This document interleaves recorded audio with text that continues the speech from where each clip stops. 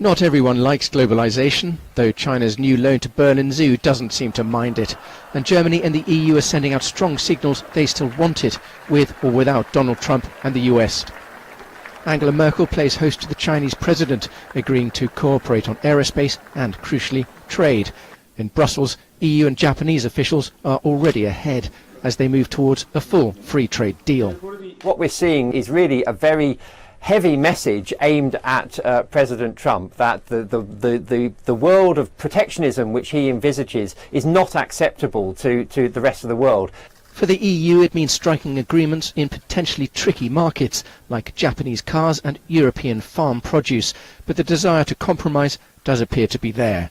It is important if the EU and Japan conclude this agreement just before the G20 summit. It will be an important political sign also for other economies that trade is good. For a German leader who sees her country as a beacon of human rights, it may also mean compromise. Angela Merkel is very keen to keep open those avenues to China, and perhaps she's having to swallow things which she's less comfortable with in having those discussions. But after a new missile test on the Korean peninsula this week, there are other global challenges too, where the EU could do with a helping Chinese hand. Though what might win all sides over in the end is the bare necessities. The deal between Japan and the EU could boost joint trade by a third, say officials. Merkel, in the meantime, keen for a quick signing of an investment treaty that could also turn into a full-blown free trade agreement.